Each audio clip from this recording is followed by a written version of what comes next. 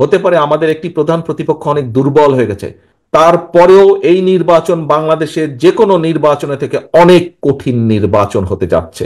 প্রিয় সহকর্মীবৃন্দ, আমরা সবসময় একটি কথা বলি, বা বিএনপির সকল ক্ষমতার উৎস জনগণ।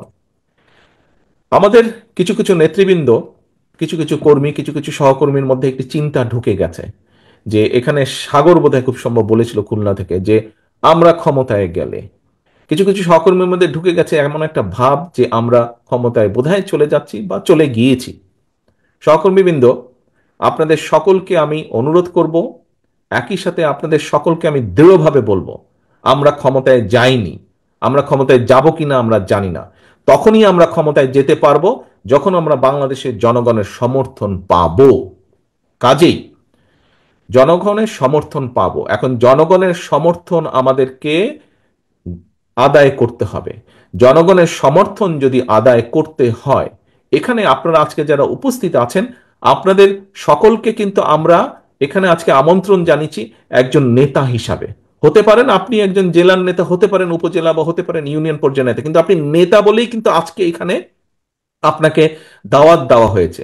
এবং সেজন্যই নেতা, আপনার কথা, আপনার কাজ, আপনার উঠা বসা, আপনার চলাফেরা সবকিছুর উপরে নির্ভর করছে বিএনপির আগামী দিনের ভবিষ্যৎ।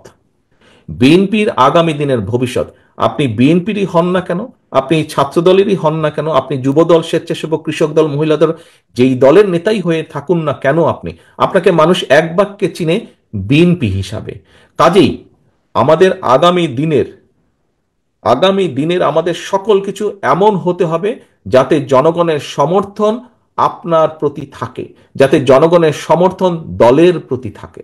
নেতৃবৃন্দ, এইটা যদি আপনি চিন্তা করেন, আচ্ছা ঠিক আছে, তারেক রহমান কিভাবে বলবে সেটা তারেক রহমান কিছু একটা বলে টলে সামলে নিবে। আচ্ছা ঠিক আছে, দলের মহাসচিব মির্জা আলমগীর উনি এটা বলে সামলে নিবে, ওনারা দেখবে। এই ছোটখাটো বিষয় এগুলা যদি কেউ কিছু করে, এগুলা কে নজরে দেয়? নো, এটা খুব ভুল ধারণা। দায়িত্ব আমার একার না, দায়িত্ব স্থায়ী কমিটির সদস্য সকলের একার না, দায়িত্ব আমাদের সকলের। এই দলকে রক্ষা করা, এই দলকে সামনে নিয়ে যাওয়ার, রক্ষা করার দায়িত্ব সকলের। আমি কেন্দ্রে আছি, আমি কেন্দ্র থেকে আমার দায়িত্ব পালন করব। আপনি উপজেলা লেভেল, জেলা লেভেল বা ইউনিয়ন লেভেলে আছেন, সেখানে আপনি একজন নেতা হিসাবে আছেন। আপনি যেই মূল দল সহ যেই অঙ্গ সহযোগী সংগঠনই হন না কেন, আপনাকে আপনার দায়িত্ব পালন করতে হবে। আপনারা নিশ্চয়ই শুনেছেন, খেয়াল আছে অনেকেরই, আমি কিছুদিন আগে বলেছি, জনগণের সঙ্গে থাকুন, জনগণকে সঙ্গে রাখুন। সহকর্মীবৃন্দ, আপনারা প্রায় একটি কথা বলে থাকেন, আমার সাথে যখন দেখা হয় তখনও বলেন, আপনারা বলেছেন, আপনারা অতীতেও বলেছেন, বর্তমানেও বলছেন, বিভিন্ন বক্তৃতা বিবৃতিতেও আপনারা বলেন যে বাংলাদেশের জনগণের আস্থা বিএনপির উপরে আছে। এই কথাটা আপনারা বলেন। প্রিয় সহকর্মীবৃন্দ, এই আস্থাটা ধরে রাখা কিন্তু অনেক কঠিন ব্যাপার। এই আস্থাটা ধরে রাখা কঠিন ব্যাপার। জনগণের আস্থা আপনাদের উপরে আছে, আমাদের উপরে আছে, বিএনপির উপরে আছে। এটি ধরে রাখার দায়িত্ব আপনার এবং আমার এবং আমাদের সকলের। এটি ধরে রাখার দায়িত্ব কিন্তু জনগণের না। জনগণ আস্থা রাখবে তার উপরেই যে জনগণের সাথে থাকবে। জনগণ আস্থা রাখবে তার উপরেই, জনগণ যখন দেখবে যে আমি তার উপরে আস্থা রাখেছি এই কারণেই, কারণ আমি যেভাবে চাই সে সেভাবে কথা বলছে, আমি যেভাবে চাই সে সেভাবে বিহেভ করছে, সেভাবে চলছে, সেভাবে উঠছে, সেভাবে বসছে। প্রিয় সহকর্মীবৃন্দ, এই কথাগুলো আমি এই কারণে বলছি, আপনারা হয়তো মনে মনে কেউ কেউ ভাবছেন যে তারেক রহমান তো এই কথাগুলো দুদিন আগেও বলেছে, একই কথা বারবার বলে কেন? একই কথা এই জন্য বারে বারে বলছি সহকর্মীবৃন্দ, আগামী দিনে যে নির্বাচনটি আসছে, আগেও বলেছি, আজও আপনাদের সামনে আমি তুলে ধরতে চাই পরিষ্কারভাবে। আপনারা পত্রপত্রিকা দেখছেন, খবরাখবর রাখছেন, আপনারা আপনারা যদি সকল কিছু বিবেচনা করেন, পরিষ্কার, দিন যত যাচ্ছে পরিষ্কার হয়ে যাচ্ছে। আমি আজকে থেকে প্রায় 3 মাস আগে আমি এই কথাটি বলেছিলাম, দিন যত যাচ্ছে তত পরিষ্কার হচ্ছে সামনের যে নির্বাচন, এটি এত সহজ না। আমার থেকে এখানে অনেক অভিজ্ঞতা সম্পন্ন সহকর্মীবৃন্দ আছেন, অনেক মুরব্বী নেতৃবৃন্দ আছেন।